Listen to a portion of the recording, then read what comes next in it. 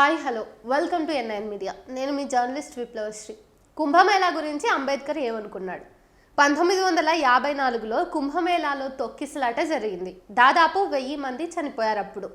అప్పుడు ఆ సంఘటన గురించి అంబేద్కర్ ఒక ప్రసంగంలో మూఢనమ్మకాలని విమర్శిస్తూ మాట్లాడారు.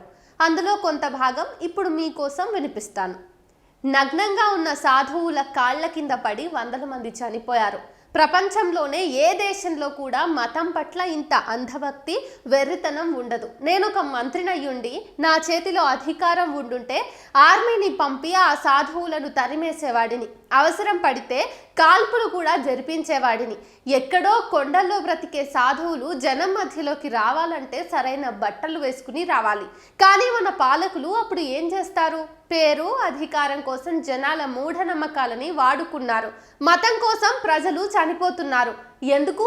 వారు గంగలో స్నానం చేస్తే తమ పాపాలు తొలగిపోతాయని నమ్మేలా చేయబడుతున్నారు. దీనికంటే అజ్ఞానం ఏముంటుంది? అయినా మన ప్రభుత్వం బాధ్యత వహించదు. ప్రజలకు ఇవి తప్పుడు నమ్మకాలని చెప్పే ప్రయత్నం కూడా చేయదు. ఈ మాటలు ఎక్కడి నుంచి తీసుకోబడ్డాయంటే Babasaheb Ambedkar complete works volume 40 part 3 page number 359. అప్పటికి ఇప్పటికీ ఏం మారింది? ఏమీ మారలేదు. అదే మూఢనమ్మకాలు, అదే గుడ్డి భక్తి.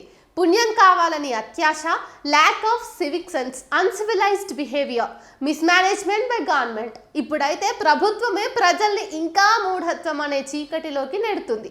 ఓ పక్క అంతరిక్షంలోకి రాకెట్లు పంపామని గొప్పగా చెప్పాలి, మరో పక్క ఇంకా ఇలాంటి పిచ్చి నమ్మకాలలో జనాలు మగ్గేలా చేయాలి.